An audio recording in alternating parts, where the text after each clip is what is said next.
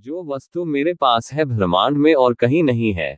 अपने प्रवचनों में अपनी साथी ठोक बजाकर कहने वाले घमंडी गरूरी अहंकारी गुरु से दीक्षा लेकर भक्ति दान सेवा को दरकिनार करके असीम प्रेम किया था, क्योंकि भक्ति दान सेवा कृत संकल्प विकल्प सोच विचार चिंतन मनन क्रिया से उत्पन्न होने वाली प्रतिक्रिया ही अहम अहंकार है, जो खुद की सर्वश्रेष्ठता स्थापित करने को प्रेरित करता है, जिसके लिए वो सब कुछ करना पड़ता है जो खुद के अलावा दूसरों को ही पसंद खुश करने के काम आए, दूसरों को प्रभावित आकर्षित करने के लिए ही पर्याप्त किया जाता है, जिसके लिए संस्कारी आज्ञाकारी नियम मर्यादा परंपरा में रहना जरूरी है, क्योंकि यह सब एक परंपरा है जिसको आगे बढ़ाना है। ऐसा वो सब कुछ करना पड़ता है जिससे अपने अनुयायियों की संख्या बढ़ाने में सार्थक सिद्ध हो, क्योंकि यह गुरु दीक्षा के समय ही स्पष्ट कर दिया जाता है कि रब से भी बड़ा है और तर्क वितर्क सोच विचार नहीं कर सकते। गुरु शब्द ही प्रमाण है। कोई तर्क वितर्क करेगा तो गुरु शब्द कटने पर नर्क भी नहीं मिलेगा। सबसे बड़ा अपराध यही, और कोई भी अपराध कर ले तो माफी है, पर गुरु से वही कोई बात कर ले जिसके लिए ही पर्याप्त दीक्षा ली है, उसी के बारे में बात करने पर नियम मर्यादा परंपरा का उल्लंघन माना जाता है और पूरी संगत के समक्ष उसको हजारों प्रवचनों में ही अपमानित किया जाता है और शर्मिंदा लज्जित कर निष्कासित किया जाता है कि किसी भी और किसी की भी दोबर हिम्मत ही न पड़े ऐसे तथ्यों पर बात करने की। अपनी कमाई मेहनत के 10% को गुरु को देना अनिवार्य निर्धारित किया होता है। प्रथम स्थान में ही संपूर्ण तौर पर तन मन धन को समर्पित करने को प्रेरित किया जाता है।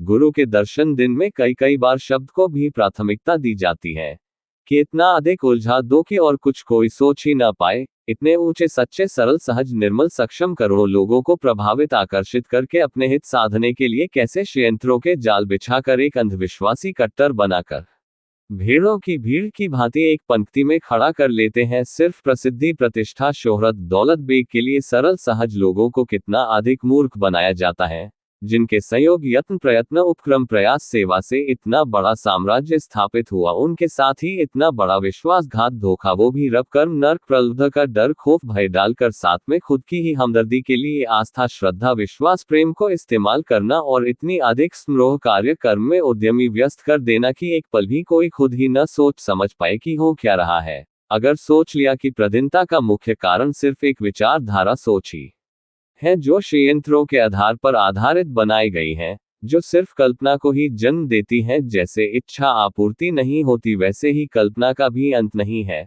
अफसोस तब आता है जब ब्रह्मचर्य होकर भी इस षड्यंत्रों के जाल का खुद मुखिया प्रवक्ता गुरु बाबे ही होते हैं। कोई इतना अधिक गिर जाता है सिर्फ प्रसिद्धि प्रतिष्ठा शोहरत दौलत बेग के लिए कोई सोच भी नहीं सकता। करोड़ों सरल सहज निर्मल लोगों को मुक्ति देने वाले खुद ही खुद के परिचय से ही अपरिचित है, खुद से ही निष्पक्ष नहीं, खुद को ही नहीं समझे तो दूसरों को क्या समझाने के दम पर इतना अधिक डर खौफ भय देहस डाल रखी है।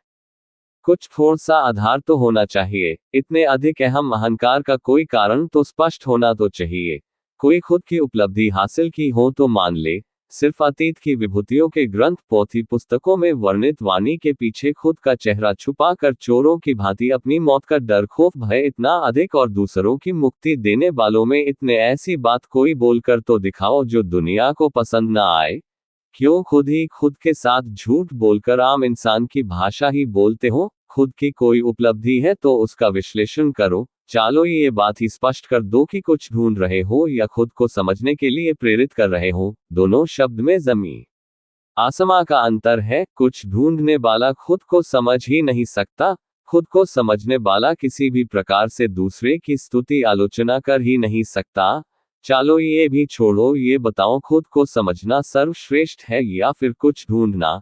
ये भी छोड़ो, बताओ खुद से निष्पक्ष कैसे हुआ जाता है? चलो ये बताओ खुद को समझने के लिए क्या करना चाहिए? ये बताओ खुद का स्थायी परिचय क्या है और आप अपना दो। क्या दूसरों में कुछ ढूंढना बेहतर है या खुद को पढ़ना बेहतर है? क्या अतीत सर्वश्रेष्ठ है या कुछ तो अपनी उपलब्धि बता दो। करोड़ों सरल सहज निर्मल लोगों को अंधविश्वासी कट्टर भेड़ों की भीड़ के अलावा उनके प्रति आपकी सहानुभूति कितनी है, या फिर इस्तेमाल करने वाले सिर्फ मूर्खों की टोली है? करोड़ों सरल सहज निर्मल लोगों ने जो कुछ भी आप भिखारी वृत्ति वाले व्यक्तित्व को प्रत्यक्ष दिया, जो आपके समक्ष पेश किया है, आपने उस सब के बदले क्या प्रत्यक्ष दिया है? करोड़ों सरल सहज निर्मल लोगों ने असीम प्रेम किया है। आप सिर्फ कोई एक शख्स व्यक्ति बता दो जिसको आपने सिर्फ इंसान मानकर प्यार किया है। 20 लाख अपनी संगत में से सिर्फ एक बता दो जिस पे आज तक आपको भरोसा है। 17 वर्ष समय के पश्चात 20 लाख संगत में से सिर्फ एक बता दो जिसे अपने जैसा बना पाए हो।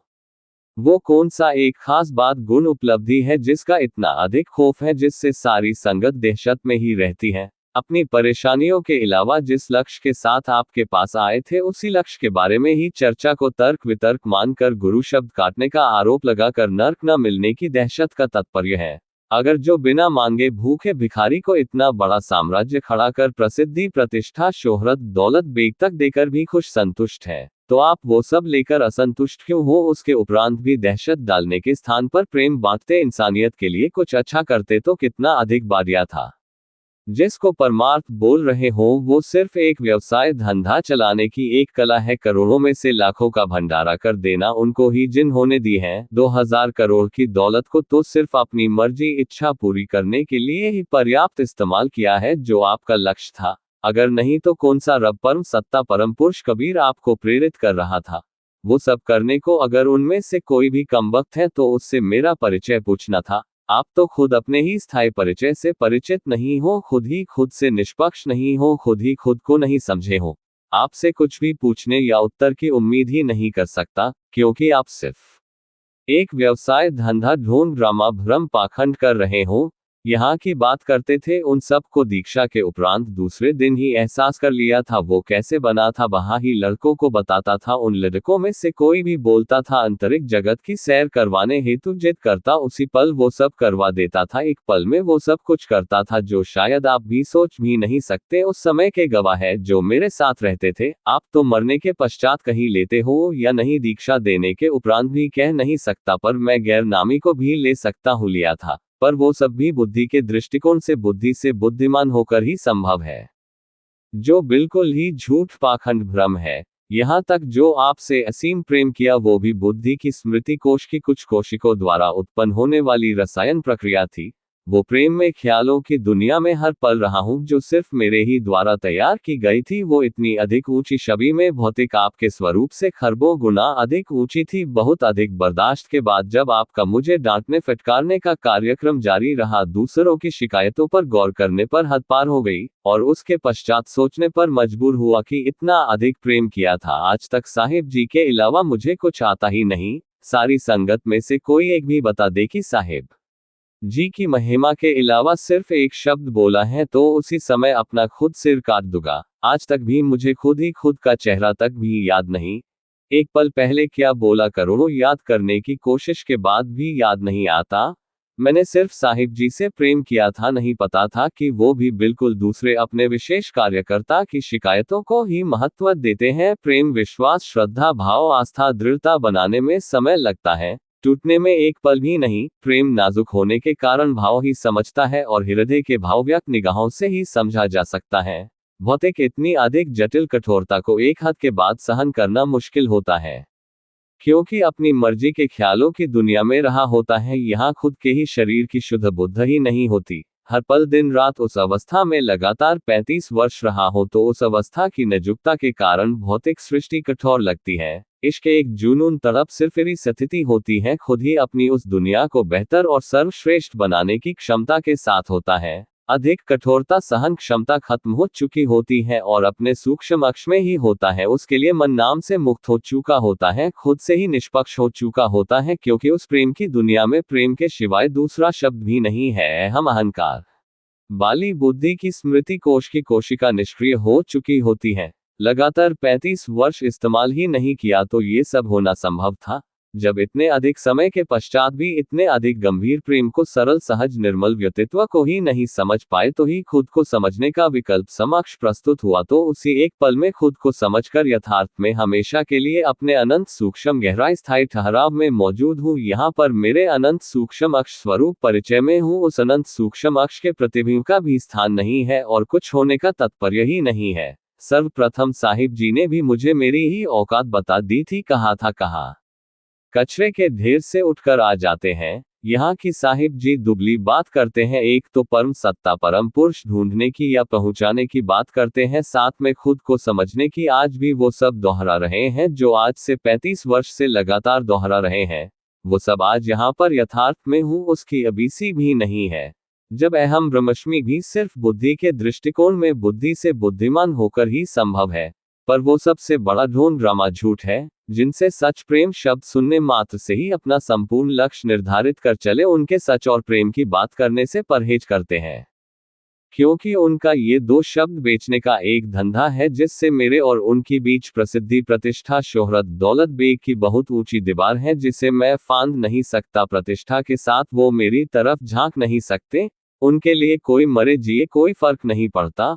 वो अपने प्रवचनों में संभल सोच विचार कर बोलते हैं जो उनके अनुयायियों को ही समझ में आए, निरंतर कर पाए और अपना धंधा दिन दुगनी रात चुगनी तरक्की करता रहे। उनकी सोच सिर्फ यही है कि कमबख्त रब है, वो सब कुछ करता है, जो भी हुआ है जैसा भी हुआ है इसमें प्रत्यक्ष करोड़ों सरल सहज निर्मल लोगों का ही योगदान सहयोग है, जिनको आपने बंधुआ मजदूर बनाकर दिन रात इस्तेमाल किया है। जो कमबख्त है ही नहीं उसको पूछते हो, जिन्होंने प्रत्यक्ष किया उनसे अपने पांव चटवाते हो।